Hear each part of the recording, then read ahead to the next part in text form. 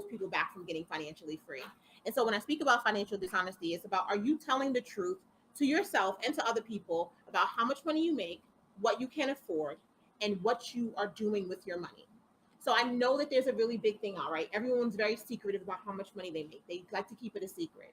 But there's no value to that secret because everyone thinks something about what you do. People are watching what you do. So if you don't want people to know how much money you make and you're out buying things and people are calculating because people can't do math when it's time to do the tip at the end of dinner.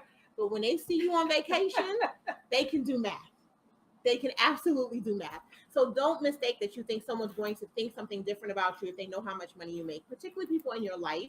Because if they look at the things that you're doing and they assume that you have more money, they will expect different things from you than maybe you're able to do.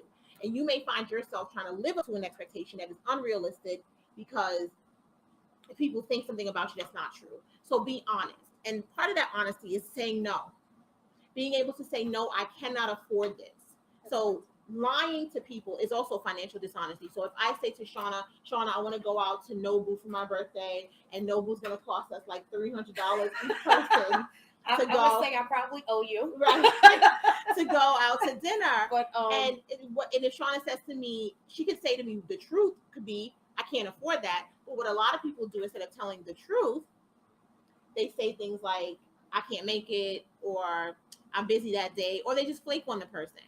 And it's being dishonest for no reason. On the flip side, birthday person, you are exercising financial dishonesty when you ask your friend who you know does not have $300 to go to Nobu for your birthday, right? You're pushing a person and pushing a financial lie, and you're encouraging them to be a participant in a financial lie. That's not loving, that's not helpful, and you should not do that to each other. So the financial dishonesty goes both ways, and it can be the real fundamental thing that can land you in a bad situation with your credit, right? So that is why I lead with financial dishonesty, because financial dishonesty is credit. So I'm gonna just let that sit for a second. That's a, as Oprah would say, that's a tweetable moment. That's a tweet. What did she used to say? Tweet. Yes. Financial dishonesty starts with credit. Living on credit by its virtue is basically a lie, because credit is the ability to allow you to buy things you can't afford in the moment. Right, yeah. If you could afford it in the moment with cash, you would just buy it. Now, I'm not against credit, but we have to honestly talk about what credit is. And particularly when people absorb credit card debt and accumulate a lot of it, it is absolutely to live above their means and to live a lie. So we have to start telling the financial truth and the honest truth about what our credit is and what our credit usage is and why we're using credit. That's hard. Yes. But before you can repair your credit so that you can then meet with the real estate professional, you need to first understand why you're using credit, because this is the other part of home ownership that we're going to get to. But when you're looking to be approved for a loan, what will happen is that a mortgage broker, its job is to get you approved. And so what they will do is talk to you. They'll run your credit. They'll tell you, listen, what you need to do is that you need to eliminate these bills. You need to pay your car off. You need to get all your credit down, right? Understand what they're saying to you. You cannot afford this house if you have 1 ounce of debt. So that's what they're telling you. Whenever you're doing those programs and they're trying to help you eliminate your debt, and you realize they're skinning you to the bone, you can't have even $200 at Macy's. That's because what they don't want to tell you is that you can't afford this house. Because people have rolling debt, people have car payments, people have things.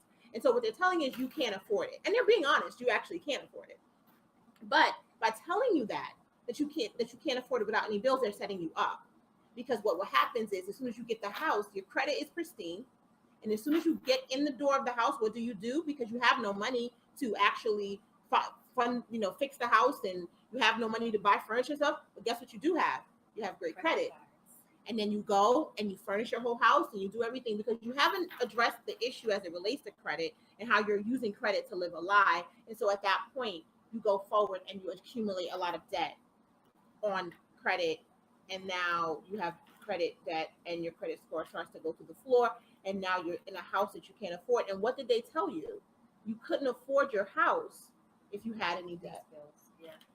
So it's a little bit of a trick. So we want to talk about that. And that's why, so I know it seems a little bit like we're not focused on how to get to the house part, but the reason and the ways in which you maneuver your finances so that you're safe when you buy a house, because a house is a huge investment and it's a huge debt that you're incurring. And who wants to be thrown out their house? Nobody. We want you to keep